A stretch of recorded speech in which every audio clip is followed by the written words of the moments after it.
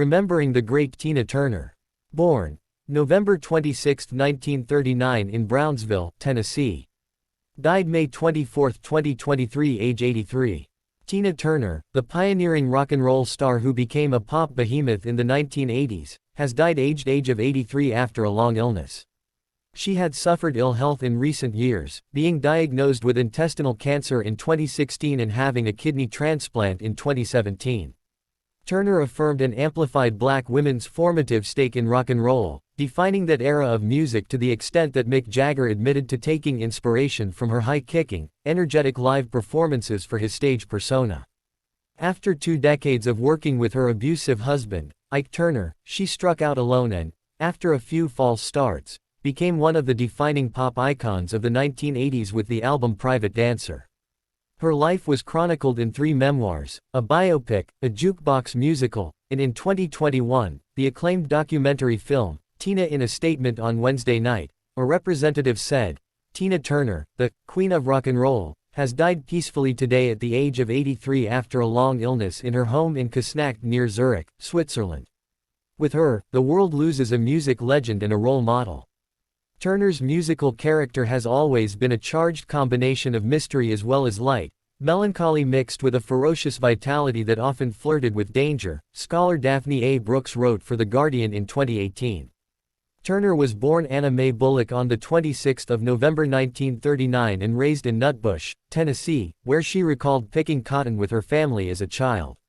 She sang in the tiny town's church choir, and as a teenager talked, or rather, sang, her way into Ike's band in St. Louis. He had declined her request to join until he heard her seize the microphone during a Kings of Rhythm performance for a rendition of B.B. King's You Know I Love You.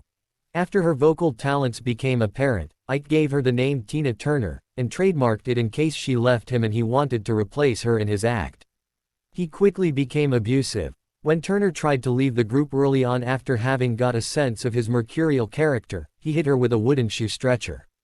"My relationship with Ike was doomed the day he figured out I was going to be his moneymaker," Turner wrote in her 2018 biography My Love Story. "He needed to control me, economically and psychologically, so I could never leave him." She made her recorded debut under the name with the Ike and Tina Turner single A Fool in Love in July 1960, which broke the US Top 30 and started a run of respectable chart success. But it was their live performances that made them a sensation.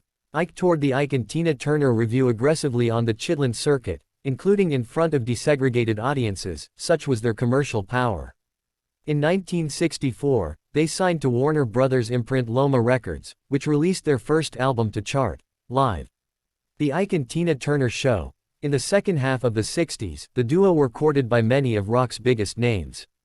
Phil Spector produced the 1966 single River Deep, Mountain High. They supported the Rolling Stones in the UK and later the US, and stars including David Bowie, Sly Stone, Cher, Elvis Presley and Elton John came to their Las Vegas residency.